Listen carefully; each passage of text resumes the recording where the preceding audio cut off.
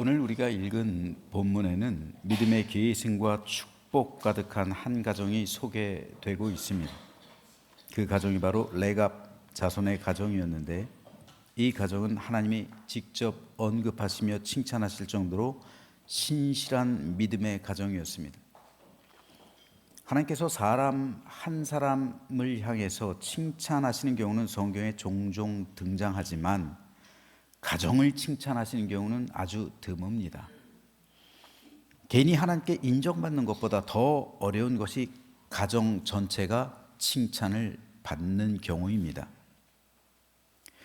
위대하고 신실했던 왕이었던 다윗도 그 자신은 하나님께 칭찬을 받았지만 그 가정이 칭찬받지는 못했습니다.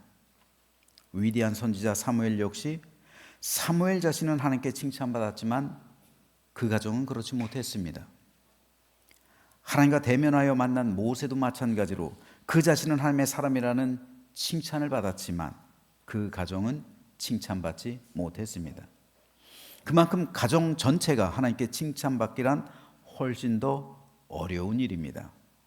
왜냐하면 내가 만난 하나님을 내 자녀들도 만나게 하는 것이 결코 쉬운 일이 아니기 때문입니다. 내가 하나님의 사람이 되는 것과 내 자녀를 하나님 사람 되게 하는 것은 별개의 문제입니다. 그런 면에서 오늘 본문은 어떻게 해야 우리 가정에 믿음의 상속이 있게 될 것인지를 보여주는 중요한 예가 되고 있는 말씀입니다. 오늘 말씀을 통해서 저와 여러분의 가정 모두가 레갑 자손의 가정처럼 믿음의 온전한 상속이 있게 되기를 주님의 이름으로 축복합니다.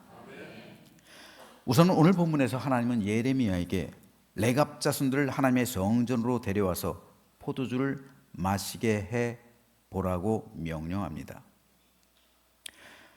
왜 하나님께서 이런 명령을 내렸을까요? 왜 레갑 자손들을 하나님의 성전으로 굳이 데려와서 그들에게 포도주를 마시게 해 보라, 시험해 볼 것을 명령하신 이유가 무엇일까요? 그 중요한 이유가 있습니다. 오늘 이에 대해서 좀 살펴보려고 합니다. 예레미야는 하나님의 그 명령대로 레갑 자손을 성전으로 데리고 옵니다. 그리고 그들에게 포도주를 권해요. 여기서 포도주를 권한다는 것은 단순하게 마시라는 것이 아니라 포도주에는 친교, 교제의 의미가 들어 있습니다. 그래서 예레미야가 말하는 거예요. 거기서 내가 레갑 가문 사람들에게 포도주가 가득 찬 단지와 잔들을 내놓고 포도주를 드시지요 하며 그들에게 권하였다. 그 당시는 모든 사람이 포도주를 즐기던 시대예요. 따라서 누군가에게 포도주를 권한다는 것은 이제 우리 친구가 됩시다. 우리 이제 친밀한 교제를 나누십니다. 당신과 나는 함께 식사하는 관계, 함께 포도주를 나누는 관계, 즉 친구로서의 우정과 신의가 묶여지는 거예요. 여러분, 미운 사람하고는 같이 식사 못해요. 그렇죠? 체해요. 마찬가지로 친밀한 사람하고만 함께 술자리 가질 수 있는 거예요. 그렇다고 제가 술자리를 권면하는 건 아니에요. 그 당시가 그랬다고요. 예. 물이 귀했던 시대였기 때문에 포도주를 음용했습니다. 그렇기 때문에 서로 포도주를 나누면서 포도주를 권하는 것은 이제 우리 우정을 쌓읍시다. 이제 우리 친밀한 교제를 합시다. 이제 당신과 우리는 나는 친구입니다 라는 교제의 의미가 들어있는, 사귐의 의미가 들어있는 권함이었던 겁니다. 그런데 그 방에는 예레미야만 있었던 게 아니에요. 그것이 어디라고? 성전이죠. 성전의 방 누가 있습니까? 제사장들이 있어요. 그 방 안에 여러 제사장들이 있어요. 즉 예레미야가 그 제사장들과 모든 방 안에 있는 사람들을 대표해서 이제 레갑의 후손들하고 우리하고 이제 친밀하게 지냅시다. 당신들과 우린 이제 친구입니다. 서로 우리 교제합시다 라는 잔을, 그래서 그 인사의 의미로 잔을 권했던 거예요. 그런데 그 상황에서 레갑 자손들은 예레미야가 내미는 잔을 거절합니다. 마실 수 없습니다. 이건 있을 수가 없는 거예요.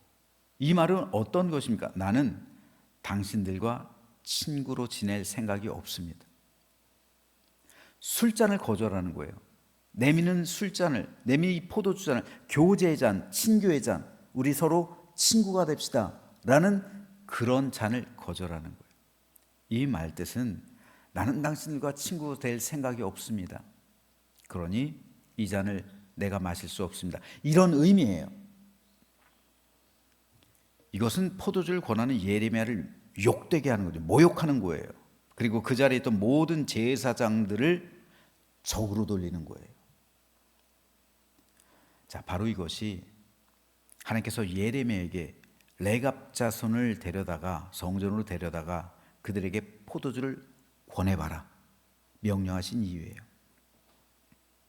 왜 레갑 자손들이 너희들이 내미는 포도주를 거절하는지 그 이유를 통해서 하나님의 마음을 알게 하려는 뜻이었던 겁니다. 그렇다면 왜 레갑 자손들은 예레미야가 권하고 제사장들이 권하고 있는 이 친교의 포도주를 거절했을까요? 그 이유가 오늘 본문 6절과 7절에 이렇게 기록되어 있습니다. 세번역 성경을 한번 읽어보겠습니다. 그러나 그들은 이렇게 대답하였다. 우리는 포도주를 마시지 않습니다. 우리의 조상 레갑의 아들 요나답께서 우리에게 분부하셨습니다. 너희는 포도주를 마시지 말아라. 너희뿐만 아니라 너희 자손도 절대로 마셔서는 안 된다. 너희는 집도 짓지 말고 곡식에 씨도 뿌리지 말고 포도나무도 심지 말고 포도원도 소유하지 말아라. 너희는 언제까지나 장막에서만 살아라. 그래야 너희가 나그네로 사는 그 땅에서 오래오래 살 것이다. 레갑 자손, 그들은 자기들이 포도주를 마시지 않는 이유가 그 선조 요나답이 명령했기 때문에 마실 수 없습니다. 우리는 평생토록 포도주를 마셔본 적이 없습니다. 그러니까 이 잔을 거절할 수밖에 없습니다. 여러분이 싫어서가 아니라, 여러분과 교제하기 싫어서가 아니라, 여러분을 친구로 삼기 싫어서가 아니라 우리 선조 요나답이 그렇게 명령했기 때문에 그 명령을 지키기 위해서 우리는 포도주를 한 번도 마신 적도 없었고 앞으로도 마실 생각이 없습니다. 이런 말이에요. 이것을 통해서 하나님께서 말씀하시는 거예요. 요나답의 후손들은 요나답의 명령을 지키기 위해서 그렇게 대대로 그 명령대로 포도주를 마시지 않는데 너희들은 뭐냐? 나의 명령을 너희들은 지켜본 적이 없지 않느냐? 요나답의 후손들이 그 명령을 지키기 위해서 포도주를 마시지 않고 장막에서 살아가고 있는 이 모습을 보아라. 그런데 너희들은 내 명령을 너무나도 우습게 여기고 있지 않느냐? 이게 세기 말의 현상이잖아요. 그래서 예레미야 시대 어떤 시대예요? 유다가 멸망하는 시대잖아요. 그러니까 너희 나라는 망할 것이다. 이겁니다. 이것을 하나님께서는 전하시는 거예요. 이 과정 가운데 하나님께서 도구로 사용하고 있는 사람들이 레갑의 후손, 즉 요나답의 후손들인데, 자, 그렇다면 왜 요나답이란 사람은 이런 이상한 명령을 그 후손들에게 남겼을까요? 그리고 어떻게 그 자손들은 요나답의 명령을 이렇듯 충실하게 지켜낼 수가 있었을까요? 오늘은 이에 대해서 좀 살펴볼 텐데요. 이 부분에서 우리가 생각해 봐야 할 것이 있어요. 요나답과 그 후손들이 살아가고 있는 그 현실에서의 시차예요. 오늘 본문에 등장하고 있는 요나답의 후손들, 그리고 이 명령을 내리고 있는 요나답, 몇 년 차이가 날까요?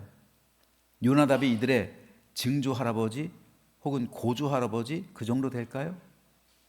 아니에요, 여러분. 무려 300년 전의 사람이에요. 요나답은 300년 전의 사람이에요. 즉 요나답의 후손들은 300년 동안이나 요나답의 이 명령을 지켜서 포도주를 먹고 있지 않은 거예요. 마시지 않은 거예요. 그리고 집도 포도원도 땅도 없이 유랑하며 유목민이 돼서 장막에서 살고 있는 거예요. 장막은 텐트잖아요. 300년 전 조상이었던 요나답의 명령을 지켜서 300년 동안이나 이 후손들이 그 명령을 따르고 있는데 너희들은 뭐냐? 너희들은 이스라엘 건국된 때로부터, 즉 젖과 꿀이 흐르는 가나안 땅으로 들어온 때로부터 나의 명령을 지켜본 적이 있느냐? 그런 적이 거의 없었던 거예요. 이것이 오늘 본문을 통해서 하나님께서 메시지로 주시는 건데, 그 말씀을 주시기 위해서 요나답의 후손들을 사용하신 거예요. 오늘은 요나답의 후손들에 대해서 좀 살펴볼 텐데요. 그렇다면 왜 요나답은 이런 명령을 내렸을까요? 좀 이해하기 어렵잖아요.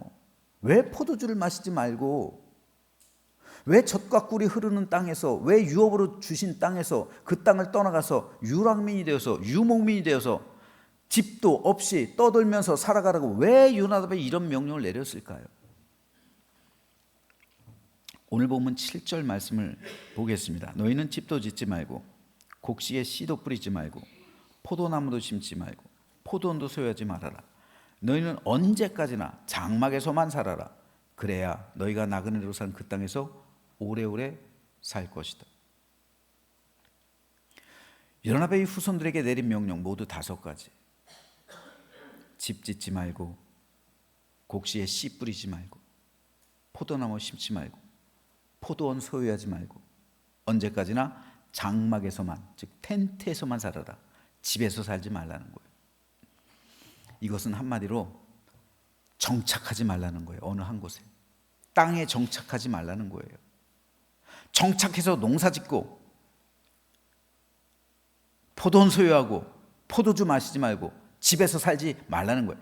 즉 정착하지 말고 아브라함과 이삭과 야곱처럼 유목민이 되어서 살아가라. 이 명령이에요. 가나안 땅은 젖과 꿀이 흐르는 땅이에요.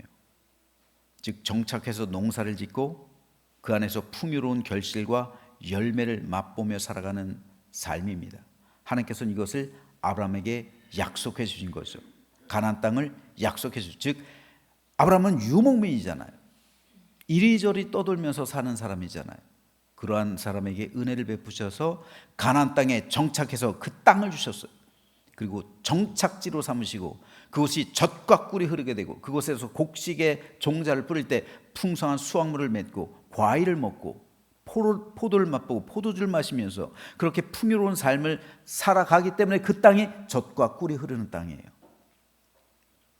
그런데 요나답은 잘 정착해서 행복하게 살아가고 있던 그 자손들에게 아브라함이 약속을 받기 이전에 유목민의 상태로 돌아가라고 명령한 거예요. 그리고 이런 명령을 내린 이유가 너희들이 오래오래 살게 하기 위해서라는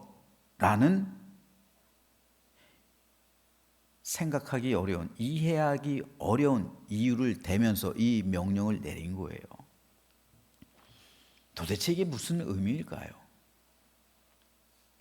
사실 요나답이란 사람은 보통 사람이 아닙니다. 그는 대단한 권세를 가진 사람이었고요. 북이스라엘의 2인자 자리까지 올랐던 사람이에요. 열왕기사 10장에 그에 대한 기록이 있습니다. 예후가 그곳을 떠나서 가다가 그를 만나러 오는 레갑의 아들 여호나답이 바로 요나답이에요. 요나답으로 읽을게요. 요나답을 만났다. 예후가 그에게 안부를 물으며 말하였다. 내가 그대를 진심으로 믿듯이 그대도 그러하오. 그러자 요나답이 그렇다고 대답하였다. 예후는 그렇다면 손을 내밀라고 하였다. 그가 손을 내미니 그를 술에 올라오게 하였다. 그런 다음에 예후가 말하였다.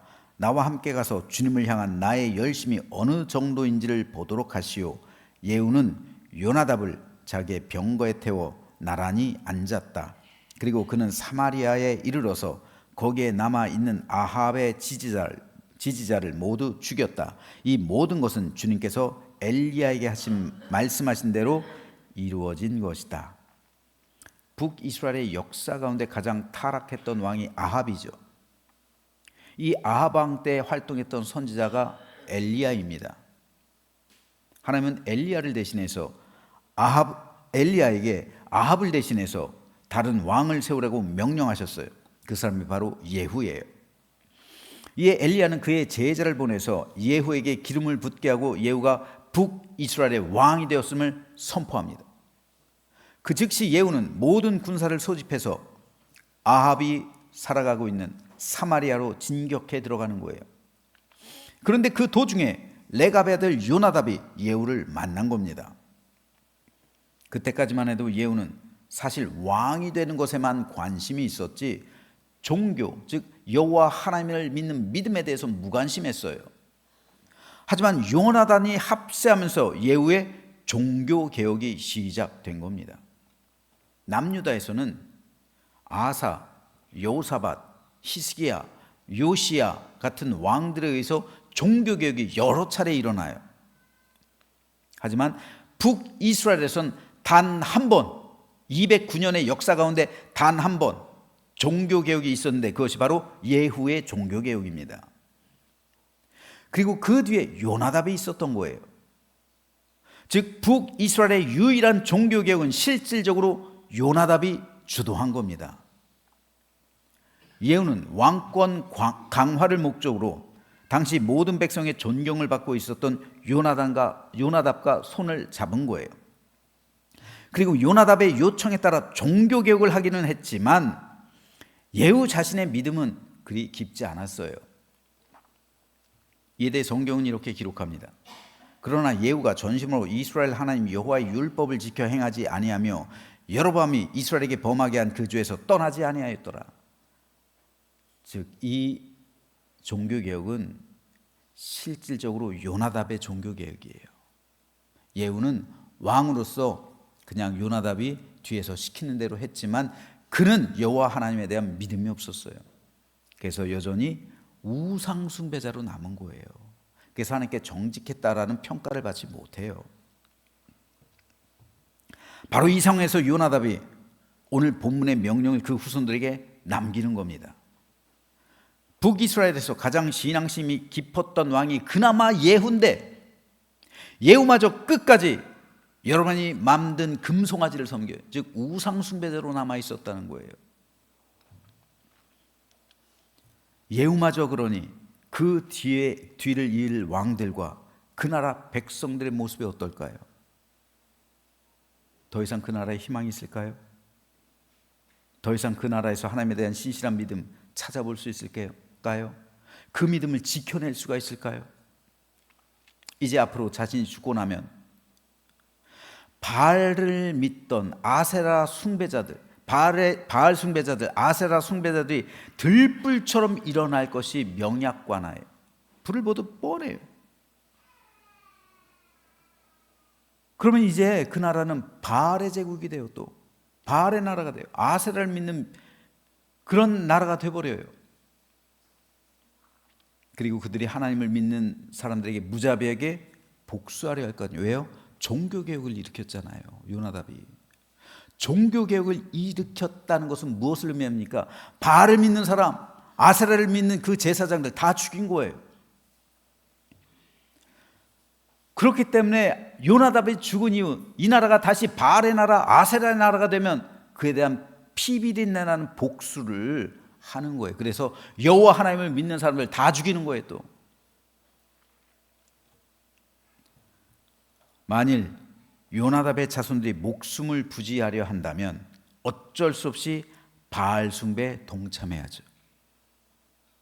그렇게 된다면 요나답의 자손들 역시 우상 숭배자가 될 수밖에 없는 거예요.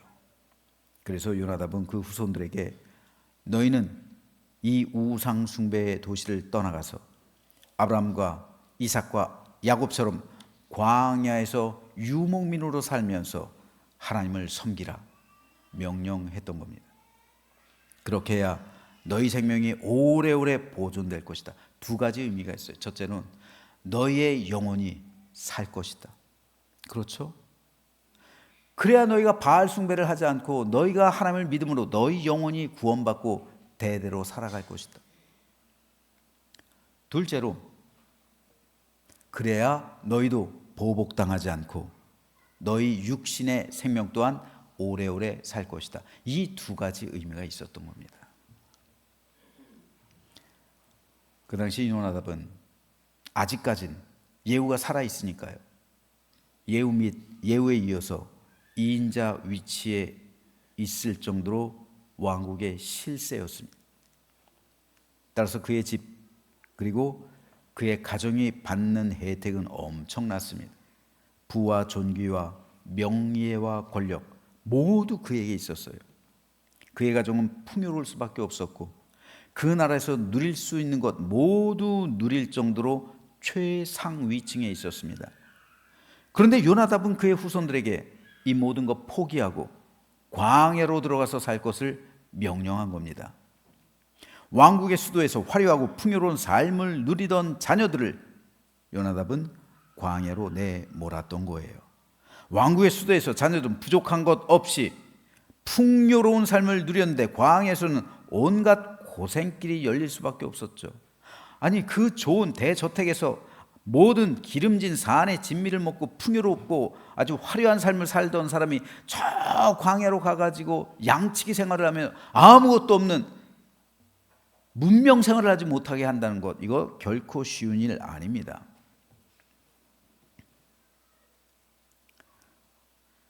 모든 것을 갖춘 그런 아름다운 가정에서 이 모든 것을 포기하고 이제부터는 그와는 정반대의 삶을 살아가라는 명령을 내리고 모든 것을 버리고 스스로 요나답은 그 후손들을 데리고 광야로 들어간 거예요.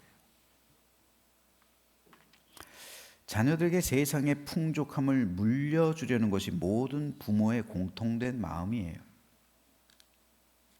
자신은 고생하며 살았지만 자식만큼은 고생시키지 않기 위해서 자신이 번 모든 재산을 물려주는 것이 자식을 향한 부모의 애틋한 마음입니다.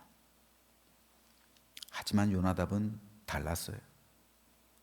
요나답은 자식에게 모든 부와 명예와 재산을 물려주는 것이 아니라 오히려 반대로 그 모든 것을 포기하게 했어요. 왜 그랬을까요? 바로 믿음을 위해서입니다. 믿음을 지켜내기 위해서요. 그 영혼을 살리기 위해서요. 요나답이 가장 중요하게 생각했던 것은 여호와 하나님을 믿는 믿음이었습니다.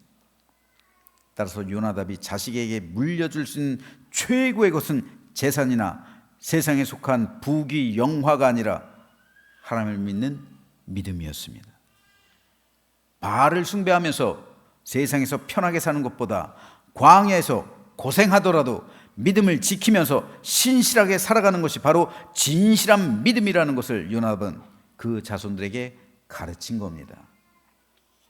이처럼 요나답은 철저하게 믿음 중심의 삶을 살아가며 믿음에 따라 선택하고 믿음에 따라 결정을 내린 사람이었습니다. 그래서 하나님께서는 요나답의 명령을 300년 동안 지키고 있는 이 레갑의 자손들을 봐라. 그런데 너희는 믿음에 따라 살지 않고 세상의 유익에 따라 나를 떠나가고 있지 않느냐. 요나답의 가정과는 얼마나 정반대되고 있는 삶을 너희가 살아가고 있느냐 비교해서 보여주시는 거예요. 말씀하는 거예요. 그 과정 가운데 요나답이란 사람이 자신의 믿음 그리고 자신의 후손들의 그 영혼을 위해 그 믿음을 지켜내기 위해 모든 것을 포기하고 광야로 나아간 그 사실을 보여주고 있는 거죠. 맹모 삼천지교라는 말이 있습니다. 맹자의 어머니가 맹자의 교육을 위해 3번 이사했다는 말, 너무도 유명하죠. 맹자 모친의 중심엔 교육이 있었어요. 하지만 요나답의 중심엔 믿음이 있었습니다. 자식을 가르치는 데 있어서 가장 중요했던 것이 맹자 모친에게 있어서는 교육이에요. 하지만 요나답에게 있어서는 여호와 하나님에 대한 믿음이었습니다. 따라서 맹자 모친은 모든 희생을 감수하고 맹자를 교육시켰던 것이고 요나답 역시 모든 것을 희생하면서 자손들에게 참다운 믿음을 가르쳤던 거예요. 그렇다면 오늘 우리는 어떻습니까? 우리는 과연 하나님 중심, 믿음 중심의 생활을 하고 있으며 우리의 가정은 믿음 중심, 하나님 중심일까요? 안타깝게도 적지 않은 그리스도인 가정이 하나님 중심, 믿음 중심이 아니라 물질 중심, 세상의 가치 중심, 그리고 세상의 다른 것들이 중심이 된 상태로 살아가고 있고요. 하나님에 대한 믿음은 외부로 그 우선순위에서 순위가 밀리고 있음을 봅니다. 즉 우리 믿음이 우리 가정의 중심이 아니라 주변부에 밀려난 상태에서 신앙생활을 하고 있다고요. 그래서 시간이 되면 교회에 오고 시간이 안 되면 다른 일 보고, 우리 자손들이 이런 삶을, 믿음의 삶을 살아가고 있어요. 다른 것들이 더 중요하단 말이에요. 하나님을 믿는 믿음보다요. 쉽지 않은 일이죠. 그러니까 개인이 칭찬받을 수는 있지만 가정 전체가 칭찬받긴 힘든 일이에요. 그런데 모든 신앙의 문제는 바로 여기서 비롯돼요. 하나님이 찾으시는 진실한 믿음이란 믿음을 중심으로, 하나님 중심으로 살아가는 삶을 말합니다. 우리가 어떻게 자녀들을 참다운 믿음으로 이끌 수 있을까요? 이것이 우리 부모들의 고민이죠. 그래서 다음 세대를 이어가야 되는데요, 신앙을 계승시켜야 되는데 참 쉽지 않습니다. 이 과정 가운데 많은 그리스도인들 부모들이 자녀들에게 잘못 가르쳐주고 있는 것이 있어요. 그것은 자녀들에게 믿음을 말로 가르친다는 데 있어요. 우리 자녀들의 믿음은 귀로 듣는 거 중요하죠. 하지만 그것보다 훨씬 더 중요한 것은 눈으로 보는 거예요. 우리 자녀들은, 여러분 잔소리로 자녀를 변화시키는 사람이 있습니까? 잔소리로 자녀가 변했다는 말은 한 번도 들어본 적이 없어요. 잔소리로 자녀들은 안 변해요. 자녀들은 부모를 봄으로써 배우는 거예요. 부모의 삶을 보는 거예요. 부모는 성경을 읽지 않는데 자녀에게 말씀 읽어. 부모는 기도하지 않으면서 자녀한테 기도해. 아니, 부모가 기도하지 않는데 어떻게 자녀가 믿음의 사람이 돼요? 부모님이 한 번도 기도하는 적을 본 적이 없는데 어떻게 교회를 잘 다녀요? 부모가 한 번도 집에서 성경 읽는 걸 바라보지 못했는데 어떻게 자녀가 말씀의 사람이 돼요? 부모가 집에서 예배하는 거 한 번도 본 적이 없는데 어떻게 자녀들이 교회 와서 예배하는 법을 배우겠습니까? 자녀들의 신앙교육은요, 말로 하기보다, 물론 말로 하는 것도 중요해요. 하지만 훨씬 더 중요한 게 눈으로 보게 하는 거예요. 자녀들이 눈으로 부모가 살아가는 모습을 봐야죠. 어떻게 살아가고 있는지. 부모가 새벽기도도 다니지 않는데, 부모가 나시내 기도하지 않는데, 부모가 중보기도 하지 않는데, 부모가 짝꿍 기도하지 않는데 어떻게 자녀들이 기도를 하겠어요?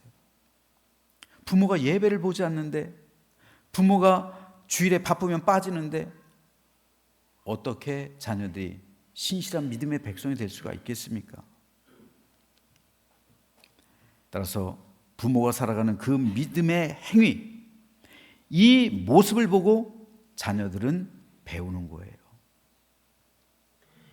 따라서 부모가 믿음으로 살아가는 것이 무엇인지를 보여주지 못한다면 그 자녀의 믿음은 성숙하기 어려운 거예요.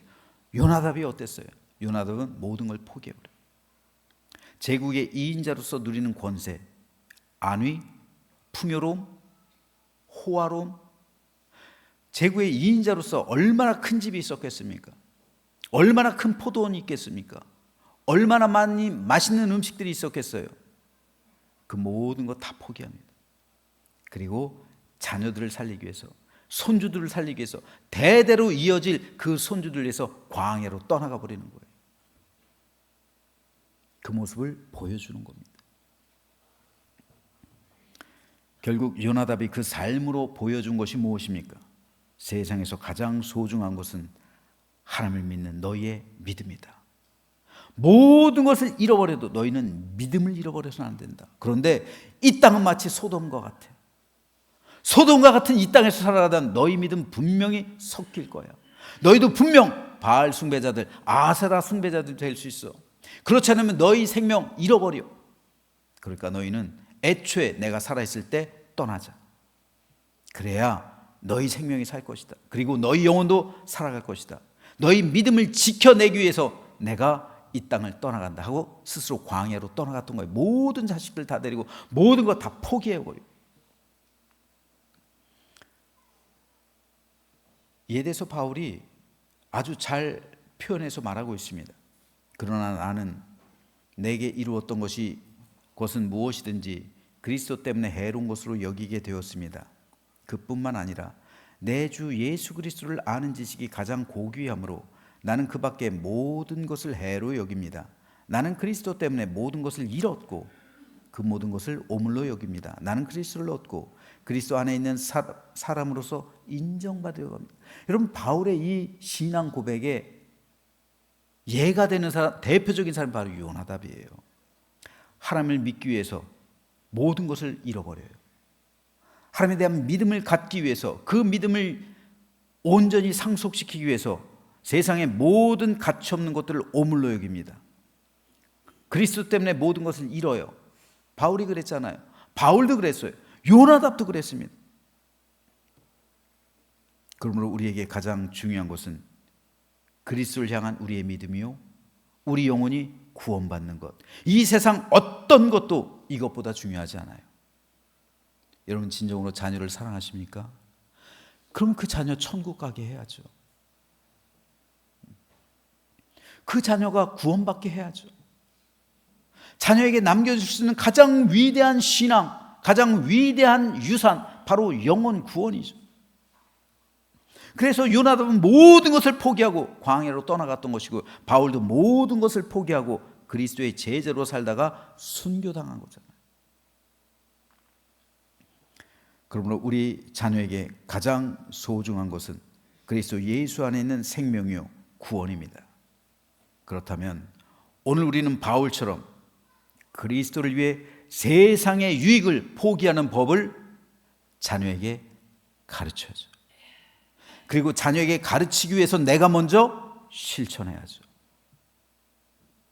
세상의 것을 포기하는 법을 내가 먼저 실천해야죠. 그래야 자녀들도 그것을 보고 배우죠. 내가 세상의 것을 움켜쥐고 있고, 내가 세상의 것을 가득 채우고 있고, 그 욕심대로 살아가면서 자녀들이 영혼 구원을 위해서 살아간다고요? 아니요, 그럴 수 없는 거예요. 요나답처럼 세상의 모든 것을 포기할 수 있는 그 믿음의 모습을 보여줄 때 자녀들도 그 길을 따라가는 거죠. 요나답이 말로만 가르치고 자기 자신은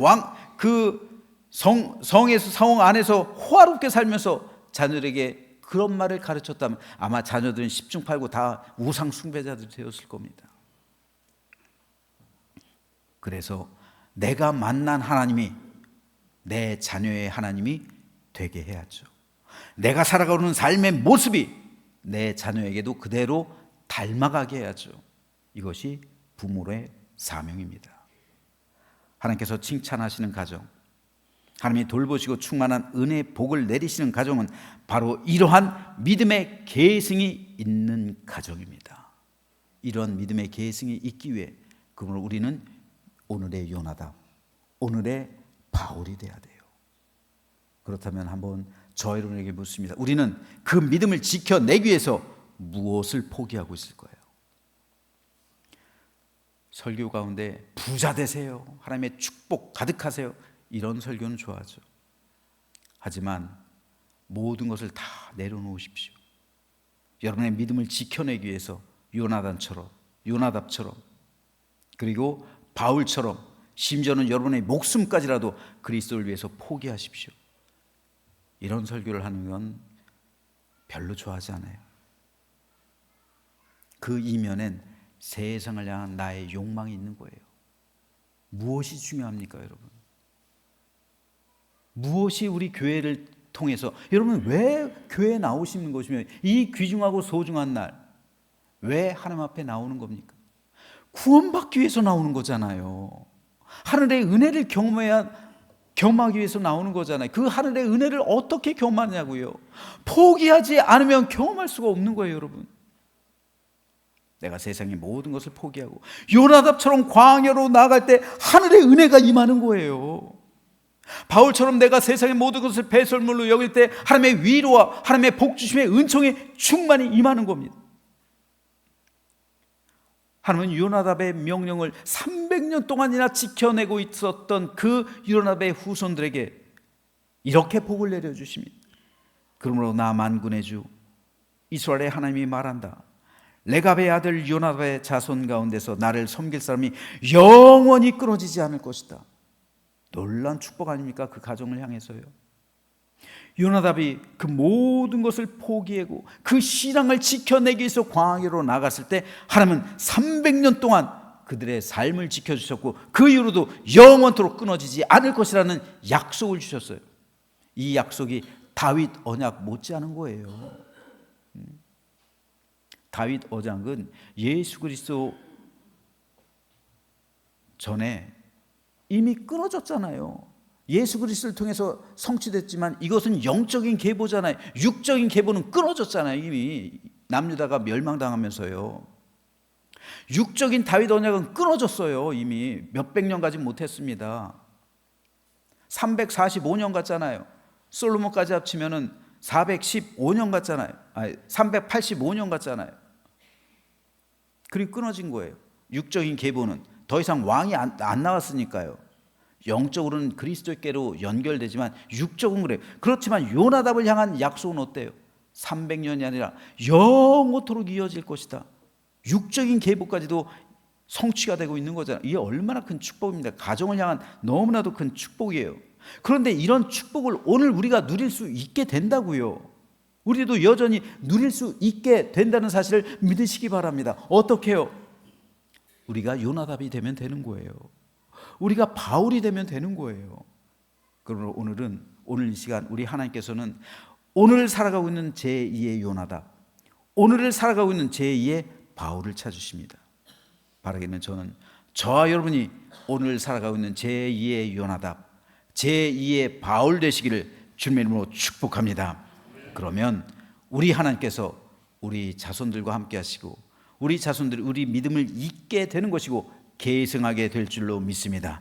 그래서 우리 가정 모두 요나답의 가정처럼 자자손손 대대로 하나님의 충만한 은혜가 끊이지 않는 거룩하고 복된 믿음의 가정, 영혼 구원의 가정, 그리고 구원의 상속에 있는 축복된 천국 공동체를 이루는 모든 가정들 되시기를 주님의 이름으로 축원합니다.